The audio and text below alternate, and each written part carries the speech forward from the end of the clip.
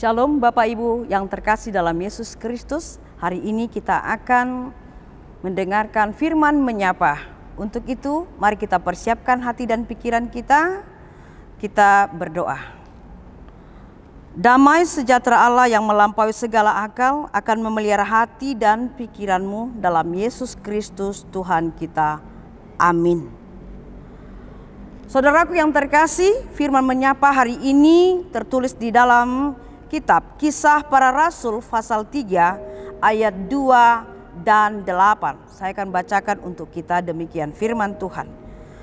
Di situ ada seorang laki-laki yang lumpuh sejak lahirnya sehingga ia harus diusung. Tiap-tiap hari orang itu diletakkan dekat pintu gerbang bait Allah yang bernama Gerbang Indah untuk meminta sedekah kepada orang yang masuk ke dalam bait Allah. Ia melonjak berdiri lalu berjalan kian kemari dan mengikuti mereka ke dalam bait Allah, berjalan dan melompat-lompat serta memuji Allah. Saudaraku yang terkasih, kisah orang lumpuh yang disembuhkan di Gerbang Indah mengajarkan kita tentang kuasa kesembuhan dari Tuhan yang memulihkan tubuh dan jiwa. Laki-laki yang lumpuh sejak lahir ini tergantung pada orang lain untuk diusung setiap hari demi meminta sedekah, meminta belas kasihan dari orang yang lewat di depannya. Namun ketika Petrus dan Yohanes, murid-murid Yesus ini datang kepadanya, hidupnya menjadi berubah. Mengapa? Karena dengan iman Petrus memerintahkannya bangkit dalam nama Yesus Kristus. Kuasa ilahi mengalir dalam tubuhnya, menguatkan kaki dan mata kakinya. Dan si lumpuh itu, orang itu menjadi sembuh. Saudaraku, apa yang terjadi ketika Petrus mengatakan bangkitlah, bangunlah, dan akhirnya dia sembuh? Ia melompat berdiri. Dia melompat berdiri.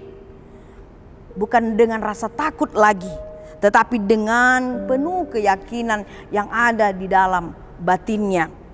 Ia tidak hanya berjalan dengan kekuatan baru, tetapi ia memuji-muji Tuhan dengan sukacita.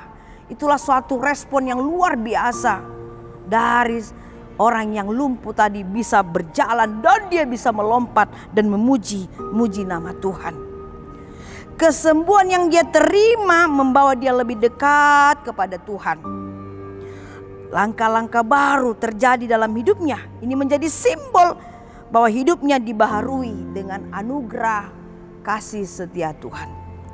Saudaraku, kesembuhan yang daripada Allah memimpin kita kepada hubungan yang dekat dengan Allah.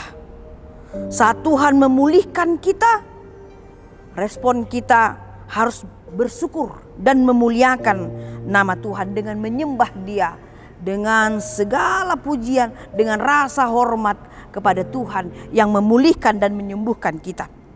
Kita tidak hanya berjalan dengan kekuatan baru, tetapi juga memulihkan Tuhan, memuliakan Tuhan yang menjadi sumber kesembuhan dan sumber kekuatan dari kita.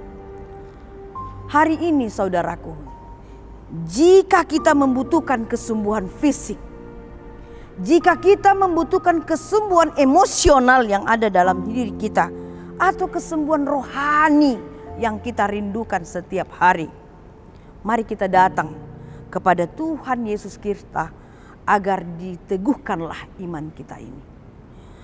Ketika kita dipulihkan oleh Tuhan, kita harus memberikan respon, memuji Tuhan, berjalan sesuai dengan firman-Nya, dan menghidupi kehidupan yang baru di dalam kata, ucapan, dan gerak laku kita. Disitulah terbukti bahwa kita telah menerima kesembuhan dari Tuhan kita, Yesus Kristus. Jadi tetap berharap, tetap percaya, dan bersukacitalah jika hari ini hidupmu dibaharui dan disembuhkan oleh Tuhan kita. Tetap semangat, Tuhan selalu menyertai-Mu. Amin, mari kita berdoa. Terima kasih Tuhan Yesus buat firman-Mu yang mengingatkan kami bahwa Engkau adalah sumber kehidupan, sumber kesembuhan di dalam tubuh jasmani dan rohani kami. Kami percaya Engkau adalah Tuhan kami, Engkau adalah Raja kami, dan Engkau senantiasa mengasihi kami. Terima kasih Tuhan, biarlah Engkau memimpin jalan hidup kami kemanapun kami akan melangkah. Dalam Yesus Kristus kami telah berdoa. Amin. Demikian Bapak Ibu yang terkasih, ingat tetap bahwa sumber kesembuhan kita ada di dalam Yesus Kristus. Shalom.